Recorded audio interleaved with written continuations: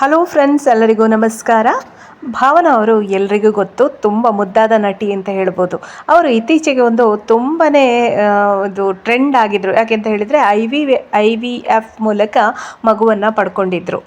ಆದರೆ IVF treatment ಮಾಡಿ twins ಇತ್ತು ಅವರ ಹೊಟ್ಟೆಯಲ್ಲಿ ಮಗು. ಆದರೆ ಏನೋ ಒಂದು ಕಾರಣದಿಂದ ಒಂದು ಮಗು ಉಳ್ಕೊಳ್ಳಿಲ್ಲ, ಒಂದೇ ಮಗು ಉಳಿದಿದೆ. ಈಗ ಅವರ ಮುದ್ದಾದ ಮಗುವಿನೊಂದಿಗೆ ಅವರು ಫೇಸ್ಬುಕ್ಕಲ್ಲಿ ಫೋಟೋ ಹಂಚಿಕೊಂಡಿದ್ದಾರೆ. ಭಾವನಾ ಅವರ ಮಗು ಎಷ್ಟು ಮುದ್ದಾಗಿದೆ ನೋಡಿ. ಭಾವನಾ ಅವರು ತಮ್ಮ 40ನೇ ವಯಸ್ಸಲ್ಲಿ IVF ಮಾಡಿಕೊಂಡು ಮಗುವನ್ನು ಪಡ್ಕೊಂಡಿರ್ತಾರೆ. ಅವರು ಮದುವೆ ಆಗದೆ ತಾಯಿ ಆಗಿದ್ದಾರೆ.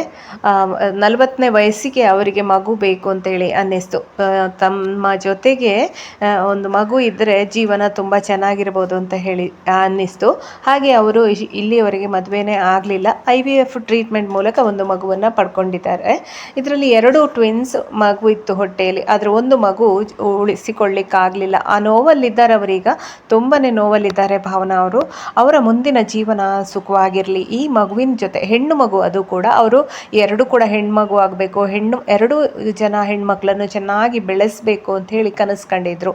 ಆದರೆ ಅವರ ಕನಸು ಏನು ಅಂತ ಹೇಳಿದರೆ ದೇವರ ಆಟ, ಏನು ಮಾಡೋದಕ್ಕಾಗೋದಿಲ್ಲ. ಒಂದು ಮಗು ಕೆಲವು ಕಾರಣಾಂತರದಿಂದ, ಅಂದರೆ ಈ ಹೊಟ್ಟೆಯಲ್ಲಿ ಕೆಲವು ಅವರಿಗೆ ಏನಾದರೂ ಏನು ಆರೋಗ್ಯದ ಸಮಸ್ಯೆ ಬಂದ ಕಾರಣ ಆ ಮಗುವನ್ನು ಉಳಿಸಿಕೊಳ್ಳಿಕ್ಕಾಗಲಿಲ್ಲ. ಒಂದು ಮಗು ಆರೋಗ್ಯವಾಗಿದೆ, ಚೆನ್ನಾಗಿದೆ, ಮುದ್ದಾಗಿದೆ.